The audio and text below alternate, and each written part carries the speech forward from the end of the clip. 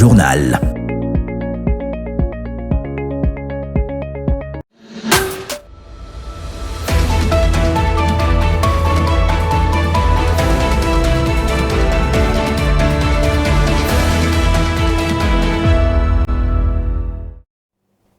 Vous faites bien de choisir Congo 26 Télévision pour vous informer. Madame, Messieurs, bienvenue dans ce journal. D'abord les titres. Félix Tshisekedi a lancé ce lundi la table ronde des bailleurs des fonds. L'objectif est de préparer financièrement le deuxième recensement de la population après celui de 1984. La ville de Kinshasa voit la liste de ses malheurs s'allonger. Une pénurie de carburant aux conséquences multiples frappe déjà la mégalopole. Mondial 2026, le staff technique des Léopards de la République démocratique du Congo et quelques joueurs séjournent déjà au Mexique en prévision de la finale des barrages intercontinentaux. Voilà tout pour les principaux titres. Place à présent au développement. D'abord, cette information, les travaux de la table ronde des bailleurs des fonds ont été lancés ce lundi 23 mars 2026 à Kinshasa par le président de la République, chef de l'État, Félix-Antoine Tshisekedi Tshilombo. Ces assises qui se tiennent au fleuve Congo Hôtel visent le financement du deuxième recensement général de la population et de l'habitat sous la conduite du ministère du Plan et de la coordination de l'aide au développement. Je vous propose de suivre l'extrait du discours du président de la République choisi par Trésor Kanitombi. Mesdames et messieurs, chers partenaires, cette table ronde doit être bien plus qu'un cadre d'échange. Elle doit être un moment d'engagement, de confiance et de responsabilité partagée. Nous avons aujourd'hui l'occasion de réparer un retard historique et d'ouvrir une nouvelle étape dans la gouvernance de notre pays. L'ambition qui nous réunit aujourd'hui est à la fois simple dans son principe et élevée dans sa portée. Faire en sorte que pour les décennies à venir, les grandes décisions publiques en République démocratique du Congo reposent davantage sur la connaissance que sur l'estimation, sur la rigueur que sur l'approximation, sur l'équité territoriale que sur l'aveuglement statistique. Je forme donc le vœu que la mobilisation de tous permette au RGPH2 d'être conduit dans les délais arrêtés, conformément aux standards internationaux les plus exigeants, dans la transparence, la crédibilité et un véritable esprit d'appropriation nationale. Alors oui, nous pourrions dire que cette table ronde aura marqué le point de départ d'une nouvelle ère, celle d'un Congo qui se connaît mieux, se planifie mieux et avance avec plus de lucidité et de maîtrise vers sa propre transformation. Que Dieu bénisse la République démocratique du Congo et son peuple. Je vous remercie. Depuis vendredi de la semaine dernière, des longues files d'attente sont visibles devant les stations-service dans la ville de Kinshasa.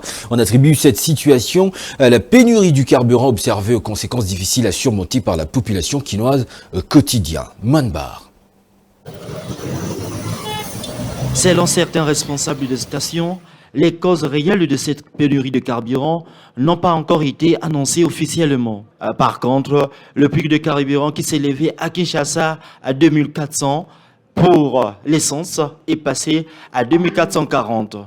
Voilà pourquoi certains chauffeurs de taxi-moto, réputés de plus grands utilisateurs de carburant, parlent d'une réalité difficile à supporter.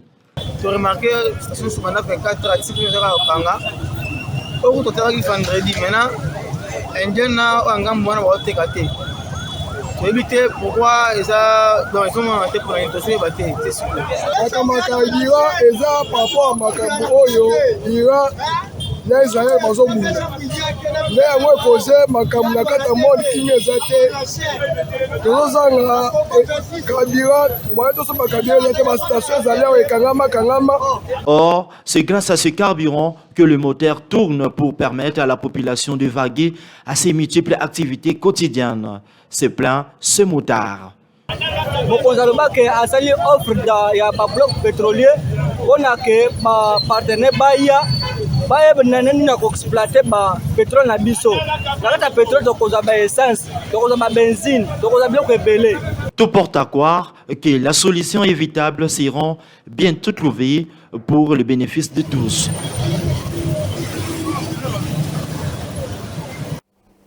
Face à la recrudescence des cas d'enlèvement et des braquages dans la ville de Kinshasa, le gouvernement de la République annonce un encadrement strict de l'utilisation des cartes SIM préenregistrées, une stratégie qui permettra de lutter efficacement contre l'insécurité dans la capitale congolaise. Suivez ce récit de Jigelman Siamina. C'est le vice-premier ministre de l'Intérieur, Jacques Chabani, qui a présenté lors du dernier Conseil de ministres les mesures issues de la réunion du 20 mars avec les services de sécurité. Parmi les décisions figurent le renforcement des interpellations contre les auteurs des faux enlèvements, l'intensification des patrouilles mixtes police nationale congolaise FARDC, ainsi que l'organisation prochaine des réunions sur les braquages. Le gouvernement prévoit aussi d'interdire les cartes SIM préenregistrées et d'imposer la réidentification des abonnés, une mesure visant à limiter l'usage des numéros anonymes lors d'un forfait. Devenus fréquents, les braquages ciblent particulièrement les cambistes dans la capitale. En s'attaquant aux SIM anonymes, les autorités veulent priver les criminels d'un outil clé. Reste à savoir si ces mesures produiront les résultats attendus. Soulevée lors de l'adresse du président de la République sur l'état de la nation en décembre de l'année dernière, la question de l'insalubrité à Kinshasa est également au cœur d'une proposition de loi vendredi dernier à l'Assemblée nationale. À l'issue de la plénière, quelques élus nationaux ont exprimé leur avis au micro de nos reporters. On les écoute dans ces propos recueillis par Trésor Kane Tombi Koma. L'insalubrité, c'est vraiment le mal, le grand mal qui ronge Kinshasa. Vous savez, quand vous arriver quelque part, la première impression que vous avez, même si vous voulez courtiser une fille, ce qui vous attire auprès d'une fille, c'est d'abord l'aspect extérieur. Et puis, le caractère de la fille, vous le découvrez par la suite. Et c'est ce qui attire les gens. Or, nous sommes dans la capitale où il y a beaucoup de gens qui viennent nous visiter. Mais l'insalubrité dans la capitale de Kinshasa fait que nous avons déjà voyagé. Les gens nous jugent très mal. Et donc, même si on a de bonnes idées, ces gens sont très sales. Ils ne savent même pas gérer la salubrité de leur capitale. Et donc, c'est un problème pour moi très fondamental et urgent. Donc, j'avais soumis la proposition de loi il y a de cela, je pense, 4 mois. Et jusque-là, ce n'est toujours pas programmé. Est-ce que vraiment nous nous accommodons tous à cette insalubrité? Nous trouvons ça normal. Et je l'ai bien dit, un honorable dans un environnement déshonorable n'en est pas un. La capitale doit rayonner, doit refléter réellement que c'est ça notre capitale. L'insalubrité, l'environnement, vraiment, c'est notre préoccupation.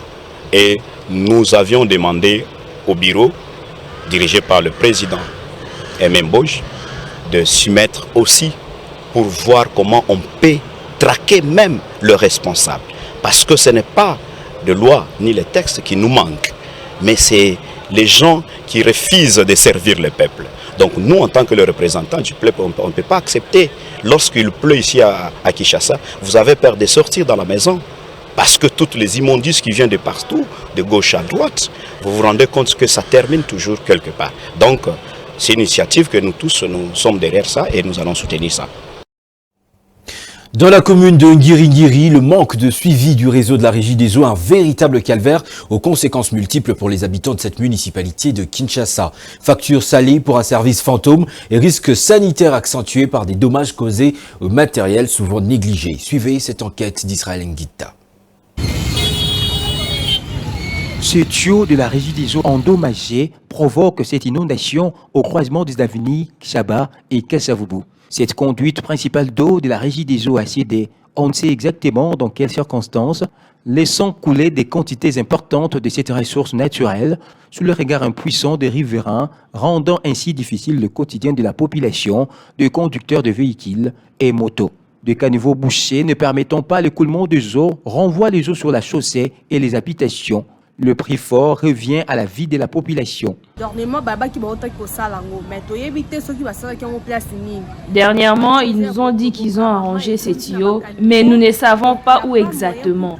Les tuyaux sont troués et il n'y a pas moyen de bien circuler. En cas de coalition avec une voiture, les habits peuvent se salir par les eaux.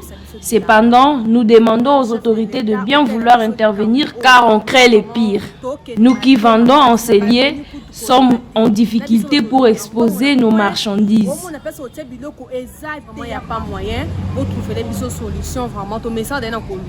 L'urgence d'une intervention rapide dont l'essence de mettre fin à cette situation s'impose.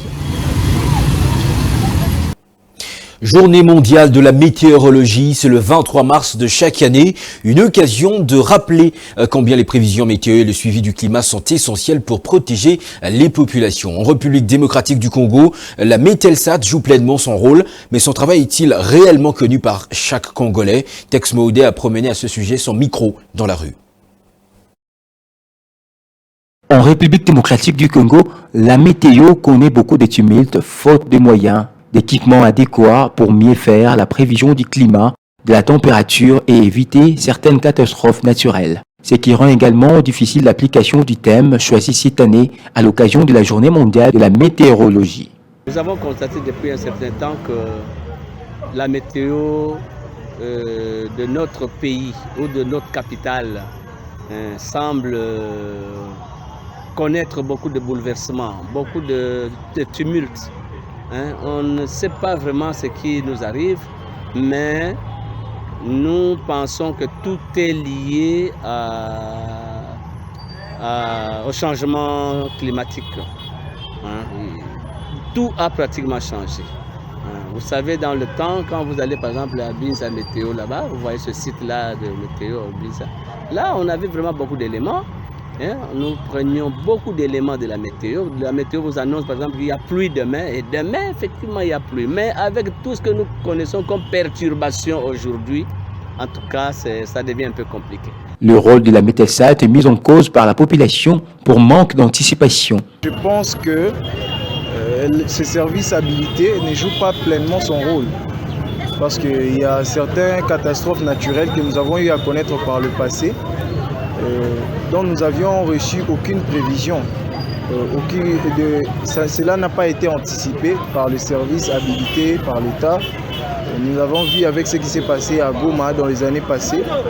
Je ne pense pas que la population a été avertie de cette catastrophe. Renseignant sur les variations climatiques du jour, la météo devrait faire l'objet d'une attention soutenue des autorités afin de permettre à la Mételsat de jouer son rôle central. L'ancien Premier ministre français sous Jacques Chirac de 1997 à 2002 a tiré sa révérence lundi 23 mars 2026 après une longue et pénible maladie. Ce socialiste qui a commencé la politique après des brillantes études à l'école d'administration française ENA était aussi professeur d'économie, plusieurs fois candidat à l'élection présidentielle. Il s'était retiré de la vie politique après son échec dès le premier tour de la présidentielle de 2002 battu par Jean-Marie Le Pen. Nous parlons bien sûr de Lionel Jospin qui s'est éteint à l'âge de 88 ans. Barrages intercontinentaux du Mondial 2026, on en parle dans ce journal. Les Léopards seniors de la République démocratique du Congo ont entamé leur rassemblement depuis le dimanche 22 mars à Guadalajara au Mexique en vue de la finale des barrages intercontinentaux prévue le mardi 31 mars 2026 à 22h heure de Kinshasa. Le staff technique accompagné de plusieurs joueurs se retrouve déjà sur place avant ce rendez-vous décisif pour une qualification à la Coupe du Monde 2026. La RDC disputera un match amical à huis clos avec les Bermudes le 25 mars à Guadalajara une fois de plus. Cette rencontre servira de répétition générale afin de peaufiner les dernières stratégies avant d'affronter le vigueur du duel Jamaïque-Nouvelle-Calédonie lors de l'ultime étape des barrages intercontinentaux. Et puis à la Coupe de la Confédération africaine de football, cruelle désillusion pour l'AS Maniema Union, seul club congolais encore présent aux compétitions interclubs de la Confédération africaine de football, battu 1-0 par l'USM Alger ce dimanche 22 mars en Algérie. Les unionistes voient s'envoler leurs rêves dès le demi-finale en Coupe de la Confédération de la CAF, malgré leur courte avance acquise à l'aller à Lubumbashi au stade Mazembe. Les détails dans ce récit de Gloire Kitoga.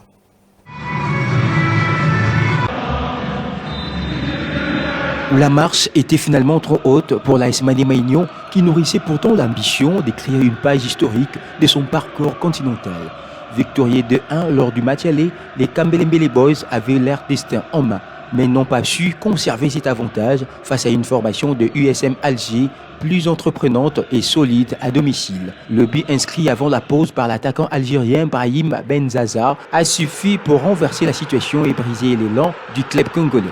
Malgré les ajustements tactiques de Papi Kimutu en seconde période, les Congolais ont manqué de justesse et d'efficacité pour revenir dans la partie, laissant apparaître quelques limites face à un adversaire expérimenté à ces niveaux. Cette élimination a une résonance particulière car l'AS Maniema Union était le seul club congolais encore en lice dans les compétitions interclubs de la Confédération africaine de football. Avec cette sortie prématurée, c'est tout un espoir qui s'éteint pour le football de la RDC qui ne verra aucun de ses représentants atteindre le dernier carré africain cette saison. Une fin de parcours frustrante, synonyme de rêve mais aussi d'expérience précieuse pour l'avenir. C'est par cette nouvelle sportive que se termine ce journal. Place à présent au rappel des titres. Félix Tshisekedi a lancé ce lundi la table ronde des bailleurs de fonds. L'objectif est de préparer financièrement le deuxième recensement de la population après celui de 1984. La ville de Kinshasa voit la liste de ses malheurs s'allonger. Une pénurie de carburant aux conséquences multiples frappe déjà la mégalopole. Vous avez suivi les détails dans ce journal. Et puis, Mondial 2026, le staff technique des Léopards de la République démocratique du Congo et quelques joueurs séjournent déjà à Guadalajara au Mexique en prévision de la finale des barrages intercontinentaux. Messieurs et dames, merci de votre soutien et merci de votre attention à ce programme. Votre journal, vous aimerez bien nous retrouver demain 19h30 heure de Kinshasa dans la grande édition d'information. Dans ce temps, portez-vous bien. Bonsoir.